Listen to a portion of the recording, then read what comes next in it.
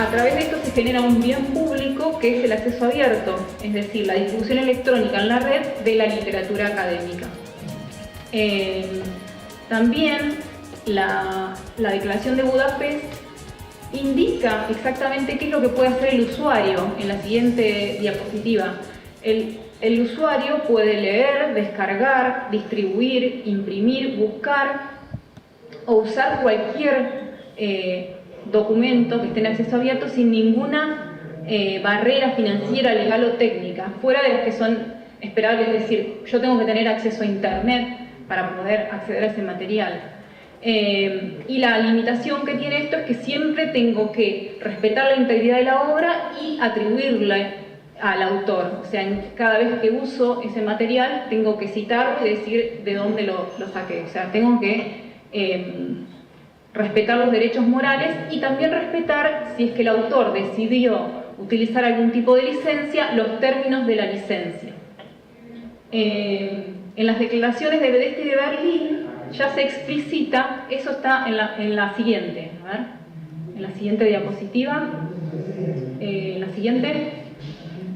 El autor o los autores, dice, van a otorgar a los usuarios un derecho libre, irrevocable, es decir, yo no puedo otorgárselo y luego quitárselo, universal y perpetuo para el acceso, y licencia para copiar, utilizar, etc. También, sobre todo en el caso de las bibliotecas, que en general son las que están encargadas de la creación de repositorios y poder disponibilizar en acceso abierto estos recursos académicos y educativos, le debe permitir esa licencia poder hacer copias de seguridad, de preservación a largo plazo, etc. La declaración también de Budapest y de Berlín establecen dónde se debe colocar esta obra, digamos. No en cualquier lugar, no en una página web, en un blog, etc. Lo que dice es que tiene que estar en un repositorio online apoyado por una institución académica, una sociedad intelectual, una agencia gubernamental u otra organización debidamente establecida que persiga la facilitación del acceso abierto. Es decir, está apelando a la responsabilidad institucional que va a tener, donde van a estar contenidas esas obras. No va a ser algo suelto, sino un sitio institucional, un repositorio institucional o de una agencia gubernamental que se comprometa a sostenerlo. La Declaración de Salvador de Bahía de 2005 insta a los gobiernos, sobre todo latinoamericanos, a exigir que la investigación financiada con fondos públicos esté disponible en forma abierta y fortalecer también las revistas de acceso abierto en la región y también los repositorios e iniciativas relacionadas, para que estos acervos producidos por nuestros países estén también en el contexto de toda la investigación y comunicación científica a nivel internacional. ¿Cómo surge todo esto del acceso abierto? Digamos, en los años 90 se generó toda una controversia, una crisis, porque aún las universidades con mayor presupuesto para sus bibliotecas y para el acceso a la información no podían pagar la suscripción a las revistas. Surgió, por un lado, la digitalización, es decir, había muchas revistas que ya estaban en formato digital, que incrementaron a su vez los precios, es decir, aumentó más rápido que la inflación el costo de las suscripciones, y estas instituciones no pudieron sostener las suscripciones y dijeron, bueno, nosotros se da una crisis de las revistas, tenemos que encontrar una nueva manera de hacer las cosas. Me gusta esta cita, que está en la próxima diapositiva, de Peter Suger, que es una activista. Él trabaja en Harvard, pero es un activista en acceso abierto a nivel mundial, que dice que el problema más importante que tenemos es que los investigadores, los docentes, donamos nuestro tiempo, nuestro trabajo y el dinero público, porque quienes nos sostienen son generalmente en las universidades donde yo trabajo, es una universidad pública, el dinero que nos sostiene es el de los contribuyentes, y le damos el control de ese trabajo a empresas comerciales, que son las editoriales, que creen de manera correcta o incorrecta que su supervivencia va a depender de esa ganancia. Entonces, esto es un poco, digamos, que cercenan el acceso al conocimiento en pos de una ganancia, cuando en realidad los que contribuyen son las universidades que pagan los sueldos de esos investigadores y de esos docentes, y los mismos investigadores en todo el mundo que son los encargados de evaluar los trabajos de sus colegas sin ningún tipo de retribución a cambio. Es decir, se dieron varias cosas, se pasó del formato impreso al digital, se dio un incremento acelerado de lo que les contaba, monopolio en pocas empresas, había problemas presupuestarios y cancelaciones, dificultad para acceder a las producciones propias y ajenas. Acá en Argentina nos pasa que generalmente, digamos, ahora está mejorando con toda esta iniciativa de acceso abierto, pero que no sabemos, los colegas de universidades vecinas o distantes de todo el país, en qué están investigando, en qué están trabajando. Entonces, se dificultaba un poco la creación de grupos interuniversidades e interdisciplinarios, porque siempre en general publican afuera. Entonces, hacia adentro, salvo en los congresos, no había manera de conocer o tener un registro de qué es lo que se está haciendo en el país. Vamos a hablar ahora de los beneficios del acceso abierto. Y después algunos estudios que ya demuestran esto. Aumenta la visibilidad, el uso y el impacto de la investigación, y no solamente de la investigación, de cualquier material académico que esté dispuesto en acceso abierto. Mejora la velocidad, la eficiencia, la eficacia y la calidad de la investigación, evitando a su vez la duplicación de esfuerzos. Esto tiene que ver con lo que les decía, saber qué están haciendo las personas que reciben los fondos, digamos que sus trabajos estén disponibles, uno puede utilizarlo, puede ver qué metodología utilizó, puede ver en qué está trabajando, puede tratar de replicar el trabajo, y a su vez, cuando esto va a estar de acceso abierto para todo el mundo, en general hay un sesgo de calidad, es decir, la mayoría de las personas que usan esta metodología para difundir sus trabajos van a poner lo mejor que tienen. Aquellos trabajos que son dudosos, digamos, no los van a esperar de difundir en acceso abierto. Nos pasa a veces a nosotros que dicen, no, pero bueno, yo mi tesis la hice en el año, no la quiero poner en acceso abierto acá porque, bueno, es una vergüenza para el avance que yo tengo. O sea, eso también pasa, digamos. Permite la identificación y registro de las producciones científico-académicas de las instituciones. Seguramente allí también pasa que si uno va, por ejemplo, yo fui a mi secretario académico o a la Secretaría de Investigación de mi universidad a preguntar, bueno, ¿tienen ustedes un registro de la producción académica y científica de la institución? Y en realidad no lo tienen. Está desperdigado en distintos sistemas. Hay un sistema que es para evaluación docente, hay un sistema nacional que es para evaluación de investigadores, hay, digamos, otros para presentar proyectos. Entonces, consolidado en un solo lugar, no hay un registro propio. Entonces, un tipo de archivo institucional que permitiera esto podría generar un registro de la producción. La próxima diapositiva es un estudio que se hizo en el 2005, donde se demostró que en distintas áreas temáticas, como los documentos, los artículos que estaban en acceso abierto tenían mayores citas. Por ejemplo, en el área de física se da un incremento del 250%, y en biología un poco menos. Hay toda una gama en relación a las áreas temáticas. En la siguiente diapositiva van a ver un estudio más reciente, que es también de una activista del acceso abierto, Alma Swan, donde habla de la ventaja de cita del acceso abierto, y ella hizo un relevamiento de alrededor de 30 y pico de estudios que medían esto, y trató de ver cuáles encontraban a favor o en contra. Encontró que 27 de estos estudios encontraban ventajas en las citas de lo que está en acceso abierto, y 4 eran neutral o negativo, digamos. Y había, digamos, una diferencia también temática.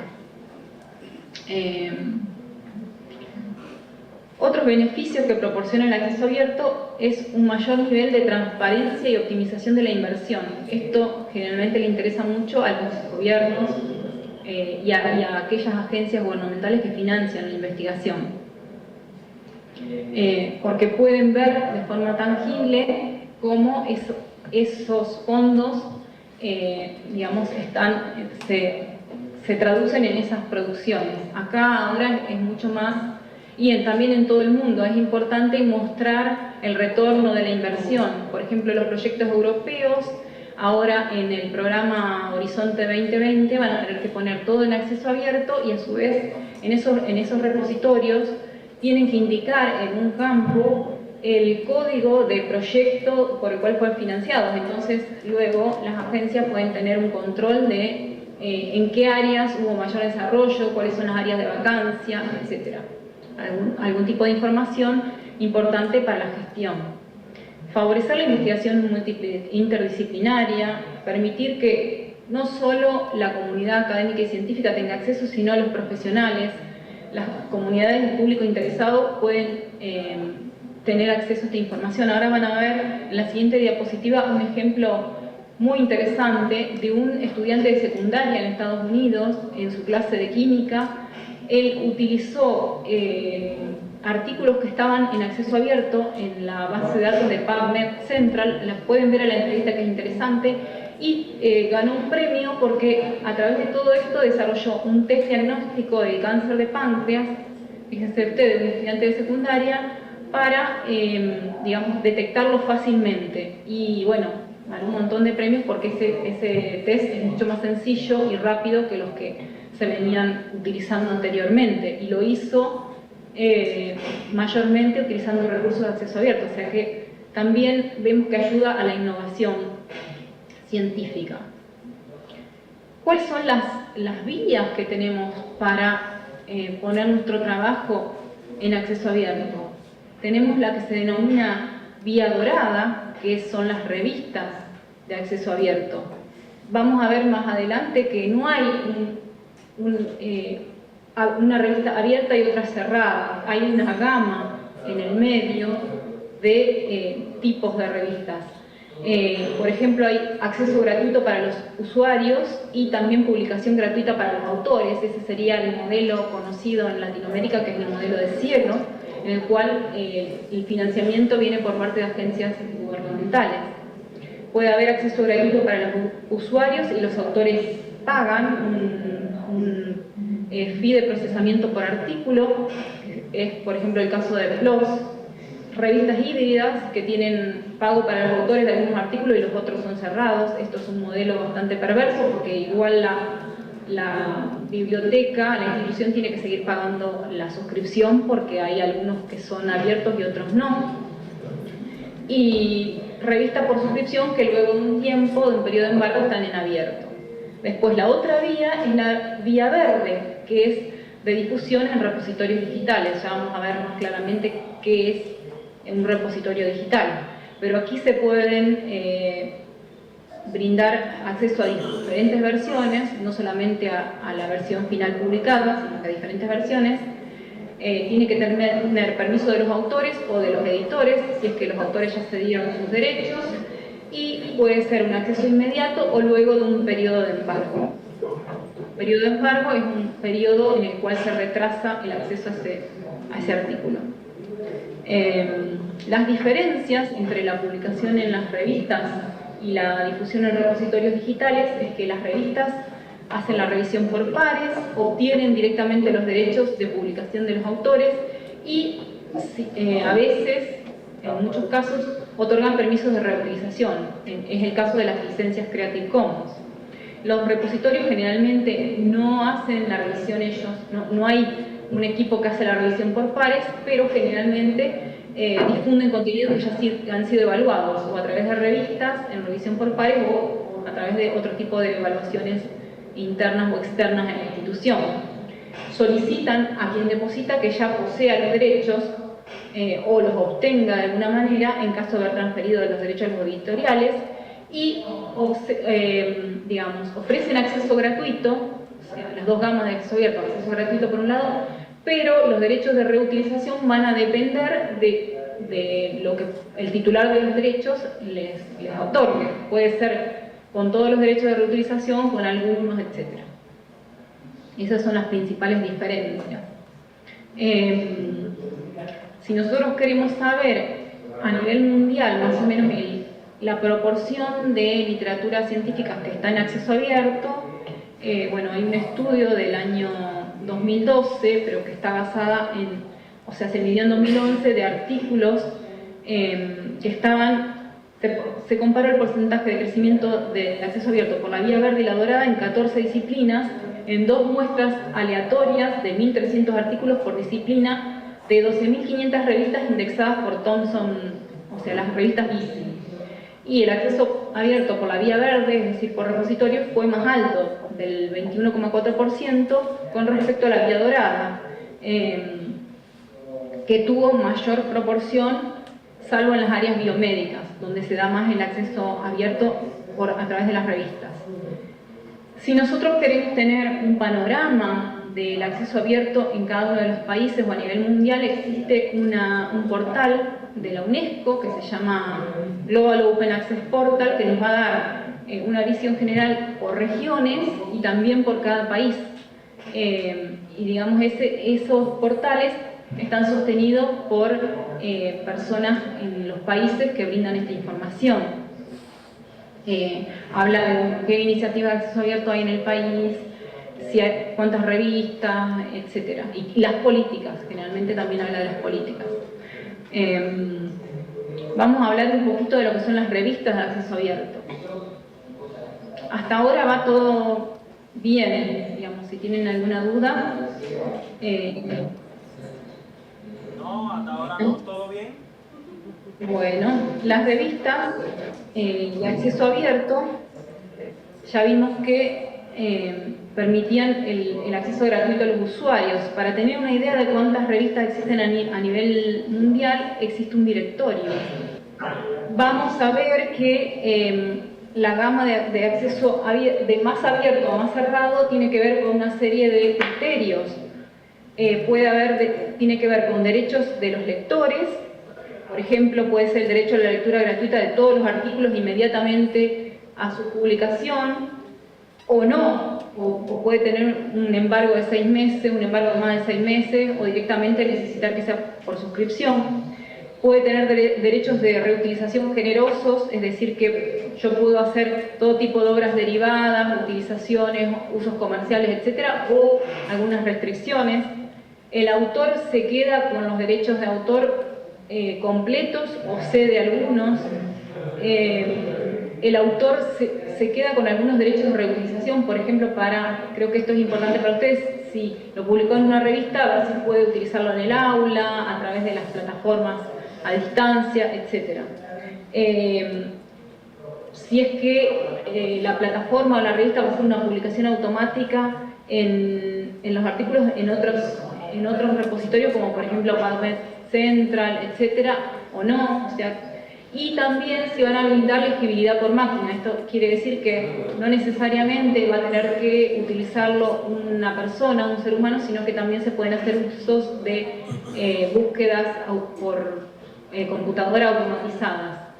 Digamos que de acuerdo a lo que se permite va a haber una gama de lo más abierto a más cerrado. Ahí por eso les dejé un documento que se llama Espectro de Acceso Abierto en la siguiente diapositiva, que lo pueden descargar y ver las opciones. No sé si ustedes actualmente tienen alguna revista en la universidad para ver dónde en todo este panorama se encuentra. Aquí generalmente las revistas de las universidades, en mi universidad no tenían demasiada idea de esto, recién ahora se están poniendo a ver, bueno, qué le estamos pidiendo al investigador, al docente que nos manda un trabajo, que ceda, si le estamos pidiendo que ceda todos los derechos, entonces no es una revista de acceso abierto. Bueno, todo es un trabajo de educación, porque no es que lo hacen porque no quieren que se utilice el trabajo, sino porque a lo mejor hay un desconocimiento sobre todas estas cuestiones, que es lo que más pasa, digamos. Hace falta mucho trabajo de sensibilización y de capacitación de los mismos investigadores que tienen estas revistas o que son editores de revistas.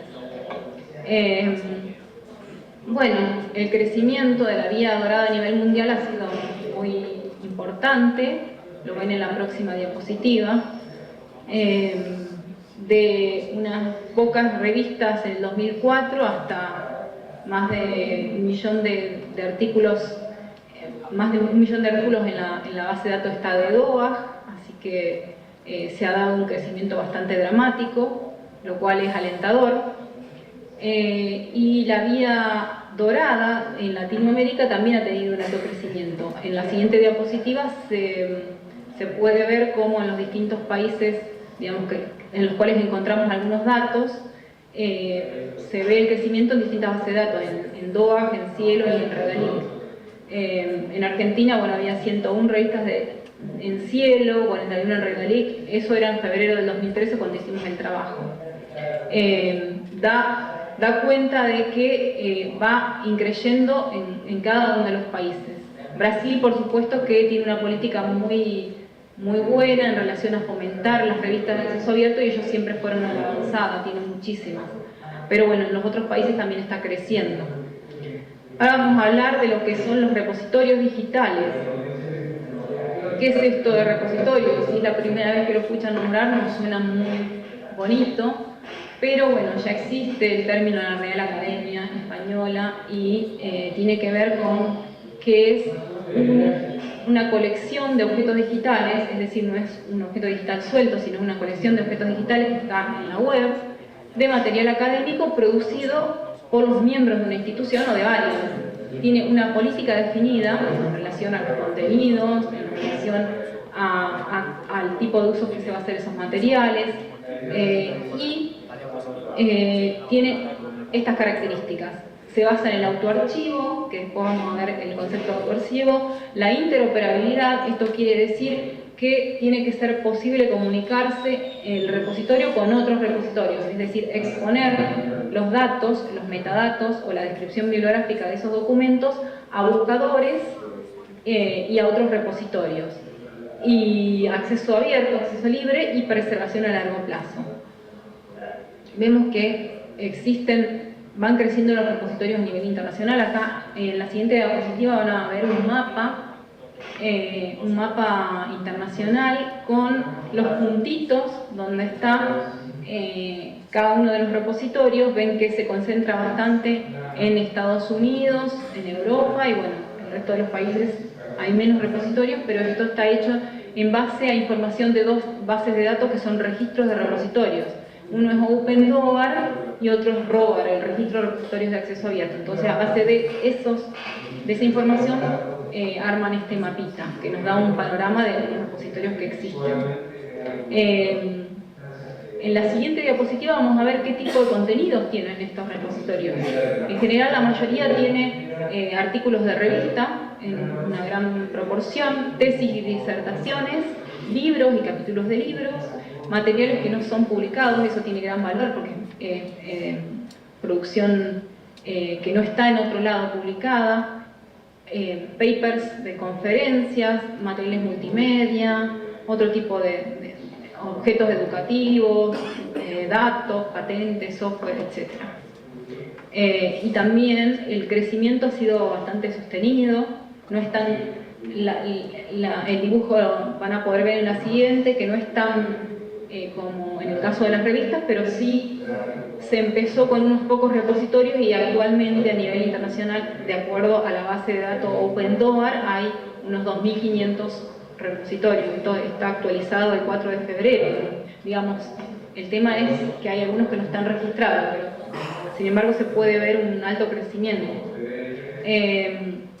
Vamos a ver que por continente, si bien domina Europa y Norteamérica, también América Central, el Caribe figura, y Sudamérica, digamos que va creciendo también el número de repositorios. El mismo estudio que hicimos para la revista lo hicimos para los repositorios, para ver en estas bases de datos cuánto había crecido en Latinoamérica. En la siguiente diapositiva, que está de acuerdo a los datos del Directorio de Repositorios de Acceso Abierto, bueno, una región en el mundo con gran porcentaje de repositorios. Y también otro dato interesante es el ranking de repositorios. No solo el ranking de repositorios, sino el ranking de universidades, que utiliza un índice de apertura. Este ranking de universidades tiene en cuenta un índice de apertura, es decir, que le da mayor puntaje a aquellas universidades que tienen su producción académica en acceso abierto. Eso para que lo vean después. Que está desarrollado por el CSIC de España, que es el Webometrics, tiene tanto ranking de repositorio como de universidades. Y esto ha incentivado bastante. Hay distintos tipos de repositorios. Hay repositorios institucionales, hay repositorios temáticos, repositorios huérfanos, comunitarios, de datos, agregadores y portales. Ahora vamos a ver algunos ejemplos. El repositorio institucional, acá saqué el ejemplo de la Universidad Federal de Río Grande do Sul, que es LUME, porque era el que estaba primero en el ranking web de los repositorios. Y la característica que tiene un repositorio institucional es que es producida por los miembros de una institución. Es decir, es un conjunto de servicios que ofrece la universidad a los miembros de su comunidad para la gestión y diseminación de esos materiales digitales que han sido creados por sus miembros.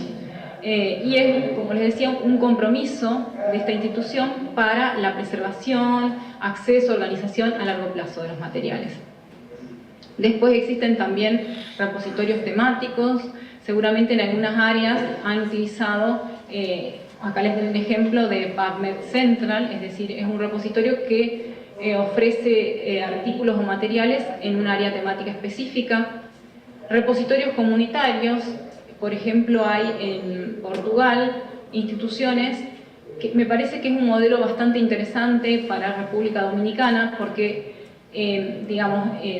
un consorcio de universidades tienen una misma plataforma y tienen cada uno su repositorio, pero en una misma plataforma, es decir, no tienen que estar invirtiendo una sola institución en toda la tecnología, los recursos humanos, sino que lo hacen en conjunto, pero a su vez brindan para aquellas instituciones que son muy pequeñas y que no tienen un alto porcentaje de producción, un repositorio comunitario en el cual los docentes e investigadores pueden depositar allí.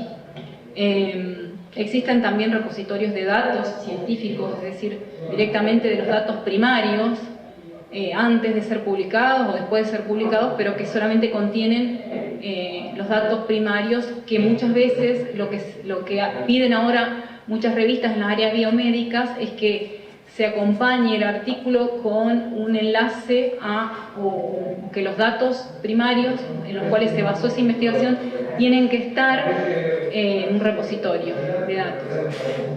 Entonces, este es un ejemplo de repositorio institucional de datos científicos. También existen portales agregadores, como les comentaba, un ejemplo es la referencia, que es latinoamericano. Los repositorios tienen que cumplir con un protocolo de interoperabilidad que se denomina OAI-PMH, es un término técnico, pero que lo que hace es permitir que otros repositorios cosechen sus datos. Entonces, de esa manera, la información que está en un repositorio puede ser agregada o inclusive ser buscada por otros portales, agregadores, etc. Y eso permite que rápidamente lo que está en un repositorio esté al día siguiente en estos agregadores. Por ejemplo, yo acá en el repositorio de la UNR le digo, tengan cuidado, todo lo que haya que corregir en el trabajo que se puso hoy en el repositorio tiene que estar hecho el mismo día, porque al día siguiente ya aparece en Google y en todos los buscadores. Entonces, se tiene que hacer el control de calidad antes de ser difundido. Después, existe a nivel internacional una confederación que se denomina la Confederación de Repositorios de Acceso Abierto, que brinda apoyo a todas estas iniciativas y que trabaja en distintas áreas muy técnicas de los repositorios, y que, digamos, en Latinoamérica también tiene un representante que es la Red Clara y la Referencia.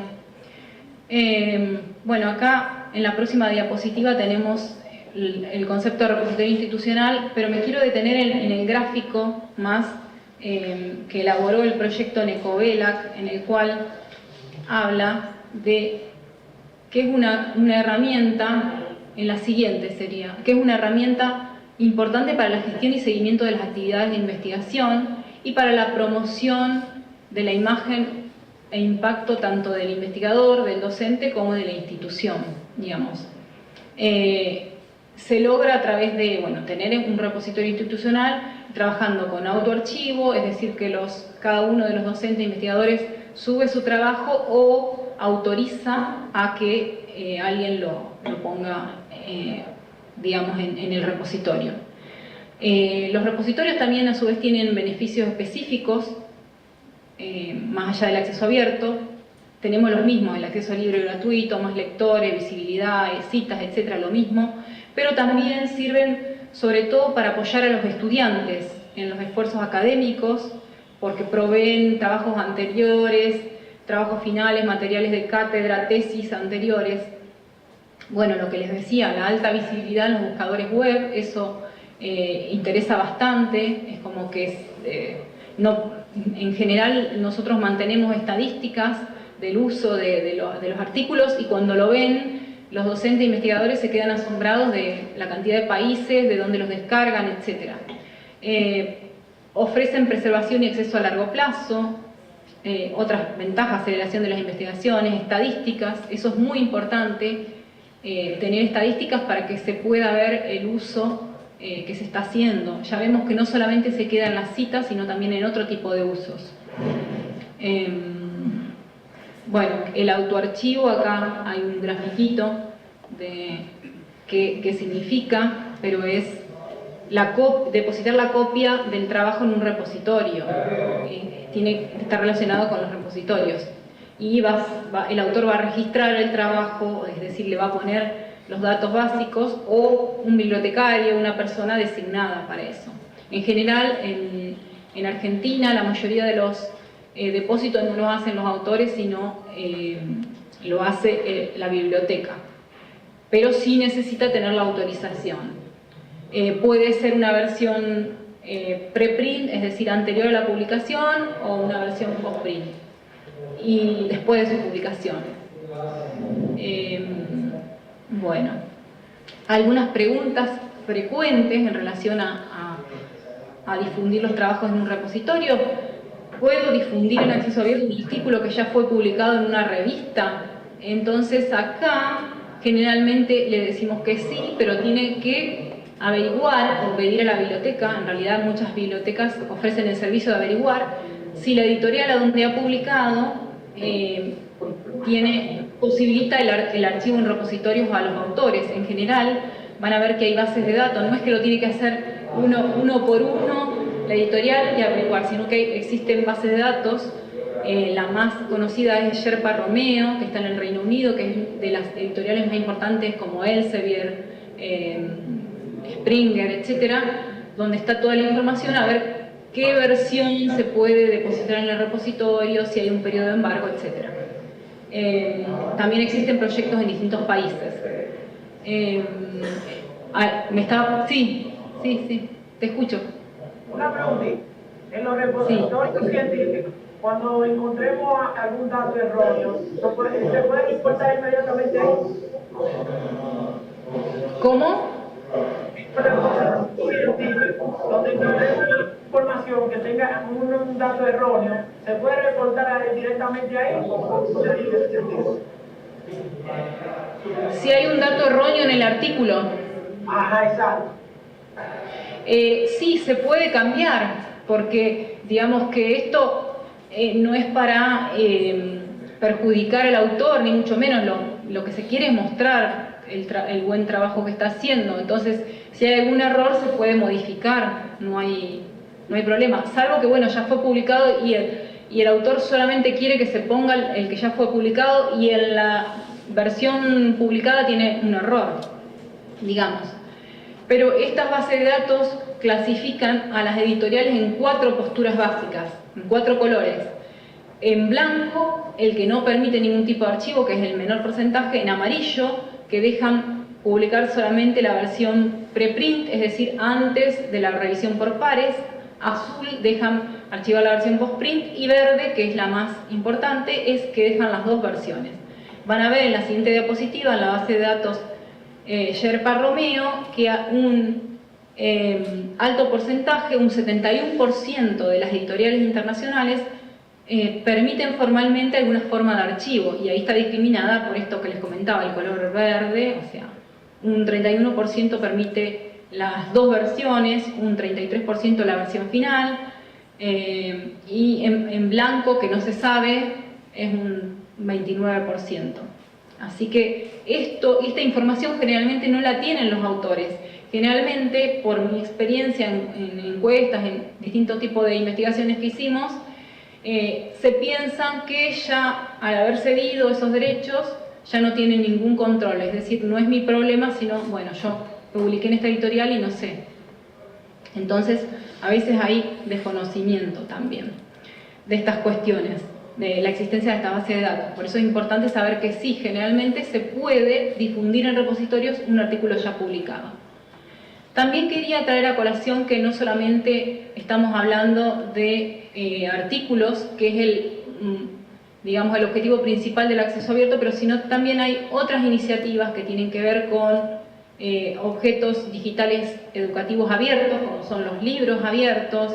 Hay... me salté una pregunta que estaba antes.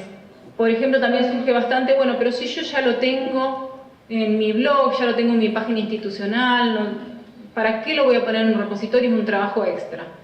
Tienen que saber que los materiales en los repositorios tienen una descripción estandarizada según normas internacionales, tienen la prioridad para los buscadores, es decir, los buscadores priorizan los contenidos en estos repositorios, también que los autores reciben un URL definitivo, unas estadísticas y la preservación a largo plazo. Muchas veces pasa que viene el docente diciendo, bueno, yo quiero que esté acá porque en mi casa se me quemó el disco externo y bueno, perdí todo lo que tenía. O sea, eso también es un valor agregado.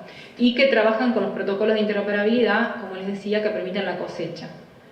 Ahora sí vamos a hablar de las iniciativas de otros objetos digitales abiertos, como son los libros.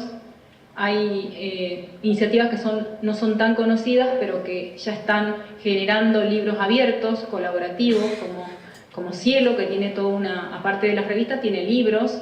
Existe, para que los puedan buscar, en la siguiente diapositiva van a ver que existe un directorio de libros abiertos, que ya se llama Directorio de Libros Abiertos, que tiene más de 1.648 libros académicos.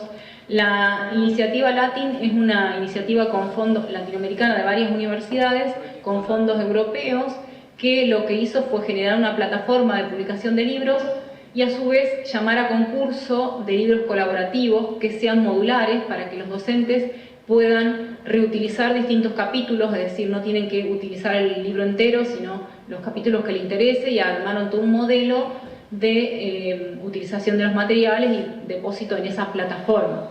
Está bastante interesante y creo que recién ahora en enero estaban entregando los autores que generaron libros, hubo fondos también para crear libros en distintas temáticas, estaban entregando los libros y bueno, luego el compromiso era que lo utilicen en el aula y evalúen la plataforma, evalúen la experiencia. A fin de año supongo que estarán los resultados.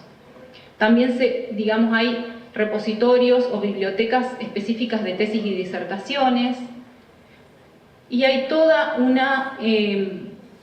un trabajo, un reconocimiento de los recursos educativos abiertos. Ya la UNESCO en el año 2002 empezó a trabajar en este tema. El año pasado se hizo un congreso internacional también en el cual se sacó una declaración de recursos educativos. Ellos denominan recursos educativos abiertos a los materiales de enseñanza, aprendizaje o investigación que se encuentran en el dominio público o que han sido publicados con una licencia de propiedad intelectual que permite la utilización, adaptación, distribución gratuita. Se está avanzando bastante en esta área. En general, muchas universidades ya tienen como un área de recursos educativos abiertos, que puede ser en OpenCourseWare o en otra tecnología, en la cual lo mejor que tienen, digamos, no es que todos los cursos, sino también para atraer estudiantes o para atraer digamos, alumnos, y para mostrar la calidad, ponen en abierto determinados materiales de cursos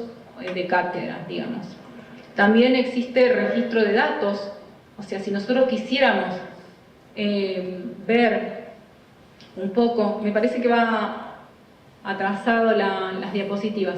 Si quisiéramos ver dónde hay repositorios de datos, bueno, existe un registro que se llama RE3 Data, en el cual vamos a poder buscar, hay datos de distintas áreas, en la cual vamos a poder buscar repositorios de datos en todo el mundo y qué características tienen. Esto a fin de darles como un poco de información.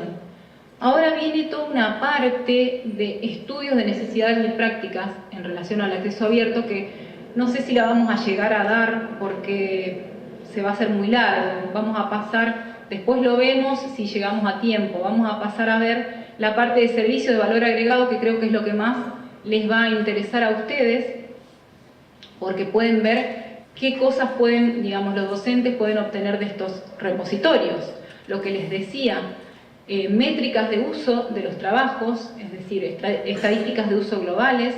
Por ejemplo, la Universidad Autónoma de Barcelona, yo les dejé los enlaces ahí para que vean qué tipo de estadísticas. Los documentos más descargados, es decir, algunos hacen como, por ejemplo, un ranking semanal de cuáles son los más descargados o publican una página en la cual está digamos, un perfil de cada investigador y sus publicaciones y las más descargadas, estadísticas para cada una de estas obras, visitas, descargas, países, ciudades, métricas que son mucho más completas como citas en Web of Science, citas en Scopus, citas en Google Académico, los términos de búsqueda por los cuales llegaron a ese trabajo, sitios de referencia, es decir, sitios en los cuales están citados. Por ejemplo, la Universidad de Queensland en Australia tiene todo este tipo de métricas y ahora también salió otra métrica que es la de Altmetrics, que a cada trabajo le agrega como una cuestión más visual en la cual se puede ver si han sido citados en Twitter, como que tiene que ver con las redes sociales, con Twitter, Facebook, etc. Ahora vamos a ver en las siguientes diapositivas estas estadísticas. Ven acá un ejemplo de estadísticas generales. Sí. La diapositiva no se ve. No podemos ver la diapositiva. Ah, no se ve la diapositiva. ¿Dónde ves? No le estamos viendo. ¿Sí? No, todavía. Ah, bueno, a ver si pueden solucionar ese detalle ahí, porque las diapositivas las tienen allí. A los vecinos se la vamos a mandar por correo porque ahí el equipo está enviando. Ya tendrán que revisar allá.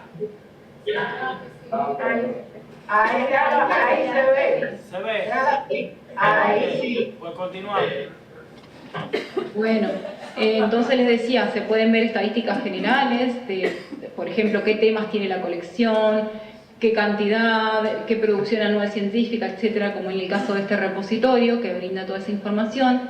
Se pueden ver en la siguiente estadísticas de cada objeto digital. Este es un ejemplo de mi universidad en el cual hay uno de los documentos más descargados, es un libro que una docente puso para sus alumnos que se llama Apuntes de Lingüística Antropológica, y cada vez que vamos a ver las estadísticas es impresionante porque ahora, bueno, uno de los documentos tenía 56.000 descargas. Métricas más avanzadas, como les decía, la Universidad esta de Queensland muestra las descargas mensuales, de dónde, digamos, lo más importante en los últimos días, un resumen de las citas que ha tenido, digamos, en distintas fuentes de información como Scopus, los principales países de donde fueron descargados. En este caso se puede ver que en el Reino Unido, en Estados Unidos, en Australia, en China, etc. Y después tienen otras métricas que ellos valoran mucho, que tienen que ver, por ejemplo, hay trabajos que no están pensados necesariamente para ser citados, que pueden ser utilizados en una legislación, como base en una legislación, pueden ser usados, por ejemplo, acá en el caso, el año pasado hubo una inundación muy importante en la ciudad de La Plata. Bueno, se utilizó información que encontraron en el repositorio sobre cuestiones geológicas, etcétera, de la ciudad, para resolver esa problemática. Es decir, que el impacto del trabajo no va a estar solamente en las citas, y estas métricas nos pueden dar otra información adicional. Después, lo que les comentaba, las altmetrics tienen que ver con cuestiones de redes sociales como Mendeley, Twitter, etc. Acá es un caso que no tiene mucho impacto, eran seis menciones, pero como para que vean cómo es gráficamente. Y esto sí es de un repositorio. Después en las revistas hay muchísima más información, lo pueden ver, que tiene de Facebook, de distintos lugares, y va cambiando el gráfico de color, de acuerdo a dónde ha sido citado.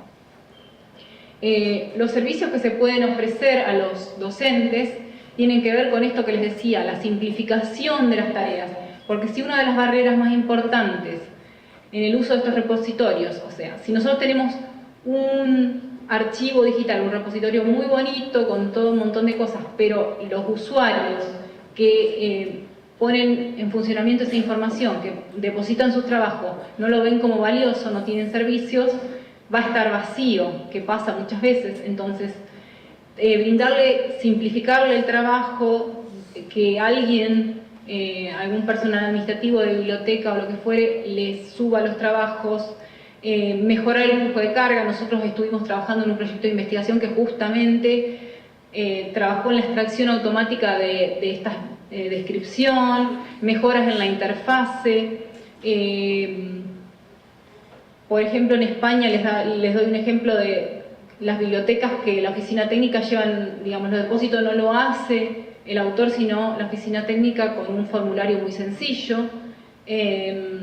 También, digamos, simplificar de toda manera posible. También cosechar contenidos de otros lugares. Por ejemplo, nosotros hacemos cosecha de artículos que están en revistas de acceso abierto, digamos. Al utilizar un protocolo de interoperabilidad, también podemos exponer nuestros datos y cosechar. Así se hace más simple y podemos hacer una carga más rápida de lo que ya está, por ejemplo, en Cielo, Redalic, etc. Depósitos directos también, cosecha de contenidos. Hay distintos servicios que permiten esto, por ejemplo, PubMed Central, Archix, son repositorios temáticos que permiten que las instituciones también puedan cargar en su repositorio rápidamente los trabajos de sus autores. Existe un servicio que en realidad es un protocolo que se llama Sword, que es muy utilizado. Por ejemplo, uno podría desde Word o desde una aplicación Office subir al repositorio automáticamente desde Facebook, poder mandar a distintos repositorios, a uno temático, a uno institucional, etc. Existen ya tecnologías que permiten todo esto. Y bueno, hay otros servicios, como les decía, de poder mostrar, que acá no lo puse en la diapositiva, me olvidé, pero de poder mostrar el perfil del investigador hacia afuera, digamos, hacer un ranking, todo esto. Lo último que quisiera tratar es algo importante, digamos, y que ha tenido bastante movimiento en el último tiempo, que son las políticas de acceso abierto. No sé si escucharon que en estos últimos días hubo una nueva política en Estados Unidos, en el cual todas las agencias que financian por más de 100 millones de dólares tienen que poner en el repositorio de acceso abierto, digamos, todo lo que se financia, y si hay producción científica tiene que estar en acceso abierto en estos repositorios. Justamente en Argentina me siento orgullosa porque trabajé en el ministerio en el momento que, digamos, estuve a cargo de la redacción del proyecto de ley.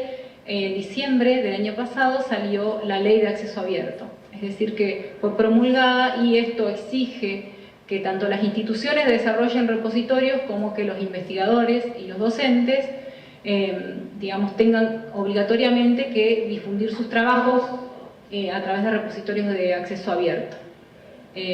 Bueno, tiene toda una serie de características que después, si tienen tiempo y ganas, les puedo explicar. Pero van a ver que en Melibea, que es un directorio estimador de políticas, está bastante bien rankeada la política argentina, y ahí también pueden ver las características, es decir, va a decir si la cobertura de la política es total y parcial. En realidad las buenas prácticas indican que la política tiene que ser por lo que está subvencionado en forma total o parcial, porque después es muy difícil de determinar qué tipos de materiales tienen que estar. Nuestra ley de acceso abierto cubre también a los datos, si bien tienen un periodo de embargo de 5 años para poder para ponerlo en acceso abierto. Es decir, es como empezar a pensar en esto de los datos, que también va a ser obligatorio, es obligatorio en Europa, en muchos casos.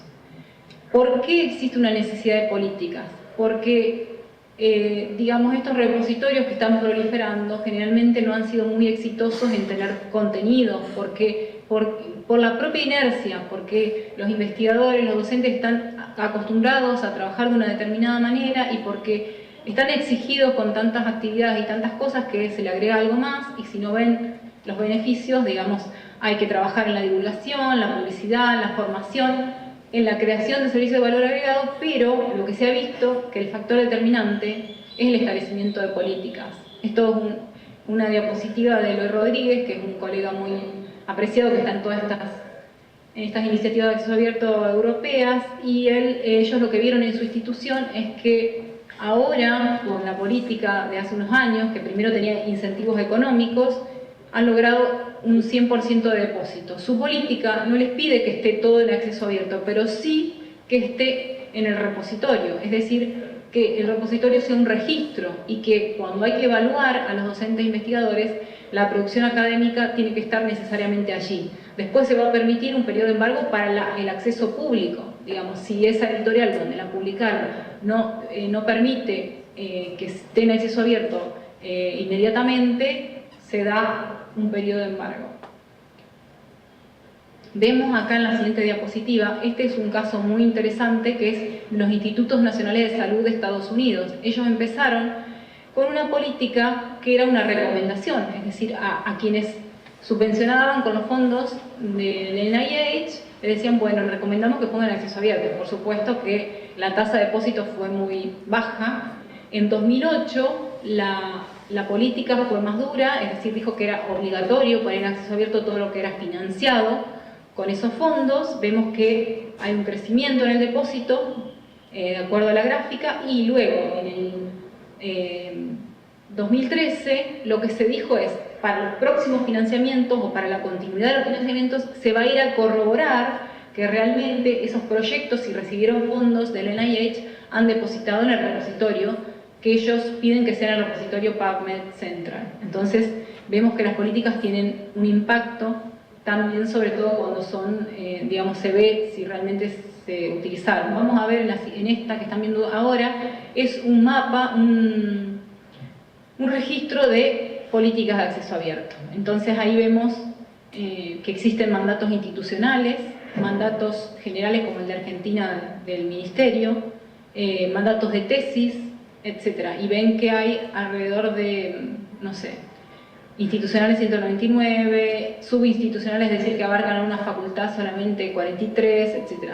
Ahí se puede ver más o menos de los que están registrados los mandatos que existen. Y quisiera traer una reflexión para ustedes, digamos, a que vean estos beneficios, que piensen en la potencialidad de fomentar el uso, la visibilidad y el impacto de sus trabajos en relación al acceso abierto, ya sea publicando en revistas de acceso abierto, ya sea desarrollando su propio repositorio.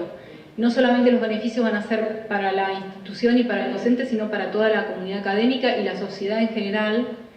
Y esto se logra favoreciendo y posibilitando políticas de acceso abierto a nivel institucional y, mejor aún, a nivel país. Así que, bueno, los invito a sumarse y a obtener estos beneficios de los cuales estuvimos hablando en esta tarde. Así que eso era más o menos, no sé si quieren que volvamos a ver lo de los estudios, pero bueno, me gustaría más que ustedes me digan si tienen algunas preguntas.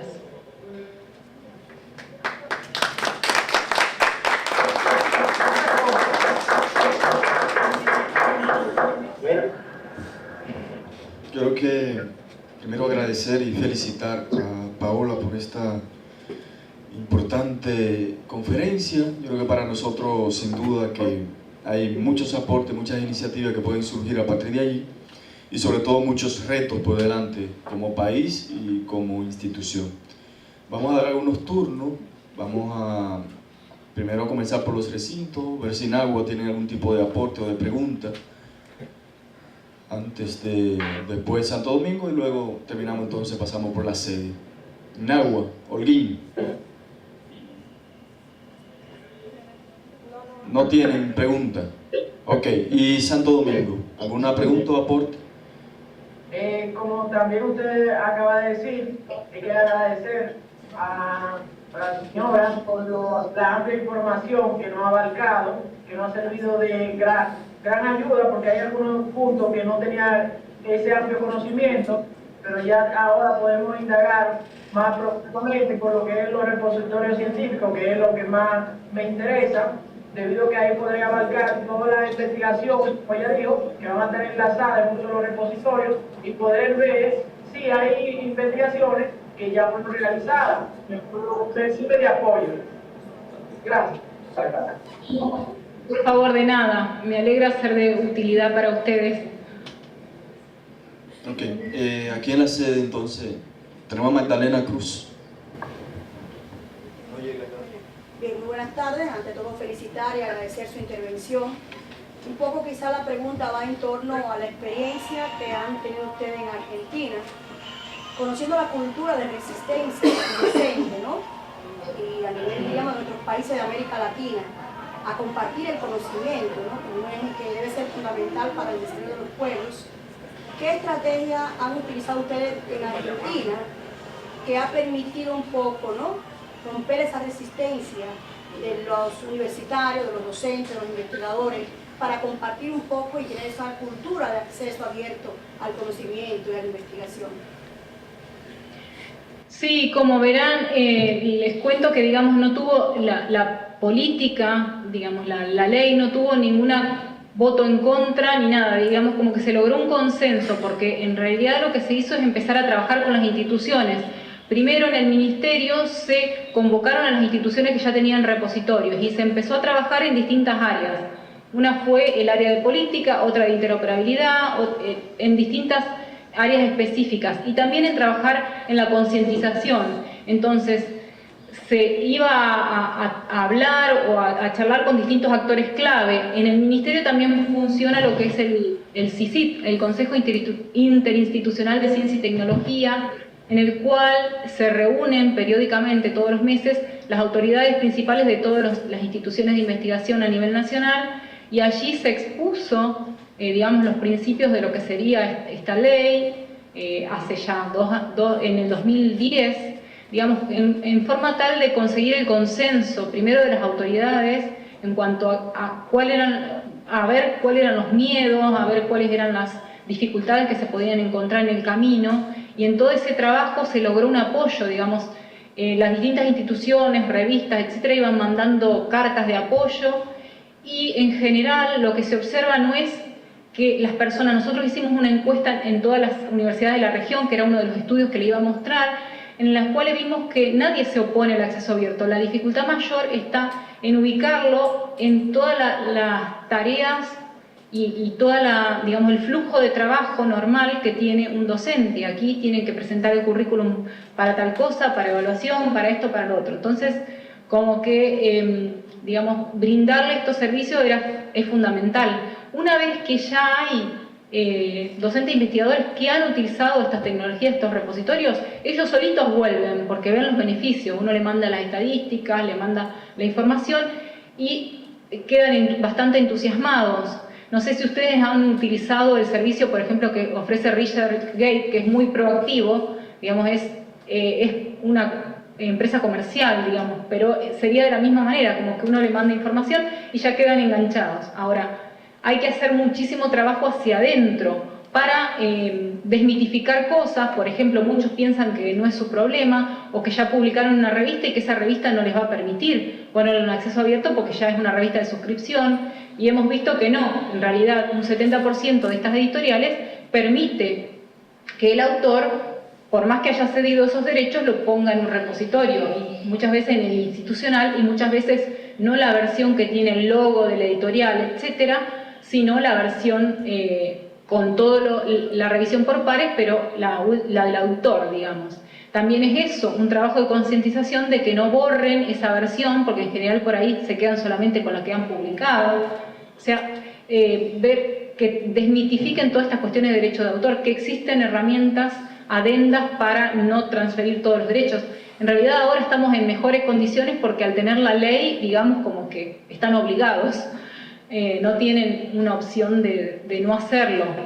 No sé qué tan duro después va a ser el ministerio, pero un artículo lo que dice es que no se van a dar nuevos fondos a aquellas producciones que no estén en acceso abierto. Así que, digamos, el principal financiador de investigación en Argentina es el ministerio. O sea que hay que trabajar en todas las patas, en la pata, digamos, como le llamamos, de la zanahoria y del garrote. La zanahoria porque realmente nosotros no, o sea, uno no quiere que sea forzoso, porque en general todos, digamos, queremos que las cosas sean voluntarias, pero a última, digamos, también somos un poco hijos de rigor, hasta que nos acostumbramos a cómo funciona un flujo de trabajo. Sí facilitar, me parece que es muy importante trabajar en facilitar y mostrar que no es algo caprichoso, que tiene beneficios para sí mismo, para el investigador, y tiene beneficios para la sociedad en general, porque no puede ser, en el caso de Argentina, donde las universidades más importantes son públicas, es decir, se utilizan fondos de los contribuyentes, que todo eso que se produce no esté en abierto, sino que uno tenga que pagar para acceder a esos artículos. O sea que hay un principio fundamental de evolución hacia la sociedad también. No sé si contesta tu pregunta o si quedaron algunas dudas. Muy bien. ¿Alguien más? No. Bueno, yo tengo una pregunta, Paula, en relación a la parte de lo gratuito. Todavía en nuestra cultura, en la República Dominicana, gratuidad es sinónimo de baja calidad. ¿Qué estrategias ustedes han utilizado para, diríamos, romper con esa cultura de pensar de que lo que aparece gratuito o de acceso abierto no tiene, diríamos, la calidad suficiente? No, aquí no tenemos ese problema, digamos, de pensar que porque están abiertos es de baja calidad. Yo creo que eso va a cambiar. Además, no estamos hablando solamente de que sea gratuito, sino de que permita algunos usos. Por ejemplo, ustedes van a ver al final de mi presentación que tiene una licencia, es decir, que ustedes pueden reutilizar esta presentación y en general a nivel internacional no se considera que eso sea de baja calidad. La calidad en realidad va a estar dada por la evaluación que tuvo ese trabajo o por las credenciales que tenga el que lo armó. Digamos, la experiencia en universidades españolas, que se estudió esto bastante, es que las universidades fueron mejorando mucho la calidad de los materiales educativos que ponían, porque en realidad querían mostrar lo mejor que tenían, no iban a poner en abierto algo que consideraban de baja calidad. En abierto, digamos, a que lo descargue cualquiera, porque nos están viendo, o sea, eso es lo que más se sorprenden los investigadores aquí, que nos están viendo no de mi ciudad, sino que me están descargando mi trabajo de todo el mundo. Entonces, uno, digamos, piensa dos veces antes de poner cualquier cosa en internet, en un repositorio, más si es un repositorio académico. Yo creo que el sello de calidad tiene que estar dado por la universidad. En el caso de República Dominicana, yo creo que deberían trabajar fuertemente en esto, en pensar que si está en un marco institucional, en un repositorio institucional, la universidad le garantiza la calidad, de manera que no sea cualquier cosa, sino aquellos trabajos pueden tener hasta un flujo de trabajo, una metodología en la cual se evalúe o solamente se ponga lo de mejor calidad, que acá algunas facultades lo han implementado de esa manera, ¿no? Nosotros, por ejemplo, no dejamos que los alumnos pongan las cosas, sino que tiene que estar autorizado por el docente, o a lo mejor en algunos casos quieren que sean trabajos que han tenido calificación de 8, 9. Si estamos pensando, también se puede trabajar primeramente en el tema de tesis, si son cosas de buena calidad, bueno, como que darle algún tipo de sello de calidad. También se puede trabajar a nivel nacional, a ver cómo se puede evaluar mutuamente las instituciones. Hay muchos criterios de calidad de los repositorios también, evaluación de los repositorios, que no hablamos aquí, pero que también le garantiza una determinada calidad. Gracias. Pero sí es un reto. Sí, sin duda. Ahí quizá, y un poco poder, perdón que voy a interferir de nuevo, pero es un tema que realmente nos apasiona mucho, sobre todo a las universidades como las nuestras a distancia, que justamente uno de los principales componentes es esa facilidad del conocimiento, usando justamente el conocimiento a través de medios tecnológicos. Hay un tema que quizás había que analizar, y me gustaría ver en el caso de ustedes de Argentina, lo que tiene que ver con la ley. O sea, sabemos que hay pocos países de América Latina que han llegado a ese nivel que ustedes han llegado, con tener una ley propia para regular este proceso de acceso. Lo segundo sería ver cuáles otros países lo han logrado, si tienen conocimiento de esta información, un poco para no buscar, ¿no? Y poder tener más elementos de análisis posterior a esta conversación. Y un poco lo que decía Arismendi con el tema de la calidad de lo que ponemos en el digamos, acceso libre. ¿Se ha creado alguna herramienta que ustedes conocen que permiten evaluar previamente con criterios e indicadores, documentos previos a subirlo para acceso libre? Digamos que la tecnología, por ejemplo, que se utiliza mayormente en los repositorios, que es DSpace, permite un flujo de evaluación, es decir, que no solo se sube y se publica, sino que de acuerdo a determinados criterios que uno va estableciendo, puede haber un comité editorial que lo revise, etc. También, como sé que en la mayoría de las universidades allí son privadas, digamos, también se puede trabajar en algunos materiales que se pueden poner en abierto y otros no. O sea, es como también mostrar lo que se hace allí dentro, la calidad de lo que se está haciendo hacia afuera. No va a poner todos los materiales, sino algunos. Y sí, a lo mejor las tesis, las investigaciones, toda la parte más científica, pero la parte de los cursos no, porque eso es algo que está hecho para, digamos, para que los alumnos lo paguen. Entonces, como que se puede trabajar en un mix.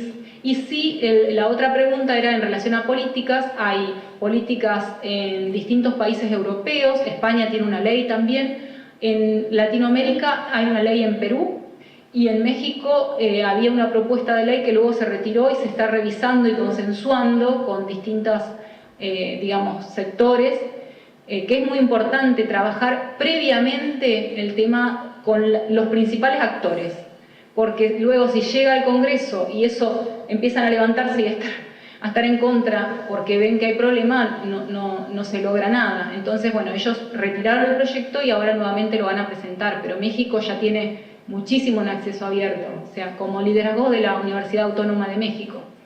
Así que, y también América Latina es pionera en el mundo con el proyecto Cielo de las revistas, que empezó en el 97, cuando no se hablaba de acceso abierto todavía, y entonces estamos como en ventaja, porque en general estos proyectos están bancados por instancias gubernamentales. Por eso digo que ahí me parece, desde afuera, no podría decirlo porque conozco poco, pero que una estrategia a nivel nacional o regional podría ser bastante acertada para trabajar en conjunto sobre estos temas. Muy bien. Muchas gracias. Para ya cerrar formalmente esta actividad, que como dijimos se enmarca dentro del 19 aniversario de la Universidad Abierta para Adultos, pionera en educación superior a distancia en República Dominicana, le vamos a pasar a la doctora Luz Rosa como coordinadora del comité organizador de este aniversario para que ya dé el cierre formal. Reitero las gracias, Paola, en mi nombre propio y también el de Claudia por parte del Departamento de Investigación. Pues muy bien, realmente ya también Arismendi ha hecho parte ahí del cierre, pero sí agradecerte inmensamente, Paola, por los aportes y por el amplio conocimiento sobre esta herramienta y esta parte de motivación que ha generado en nosotros y que realmente, como decías en el último slide, es una invitación a que empecemos, también como nosotros como universidad estamos dando unos pasos y nos encaminamos hacia allá también. Agradecerle de manera muy especial a Claudia Matter y Arismendi Rodríguez del Departamento de Investigación y de Biblioteca, quienes han estado en contacto contigo y han logrado este tipo de actividad tan interesante. A los recintos Nagua, Santo Domingo y también al equipo que está aquí en la sede de Santiago y que creemos que nosotros y para ellos, a propósito, ¿verdad?, de una de las actividades que ya inician el cierre del aniversario, que nos demos un aplauso y para ti, Paola, especialmente un aplauso bien fuerte, los 3 recintos. Mil gracias y hasta una próxima ocasión.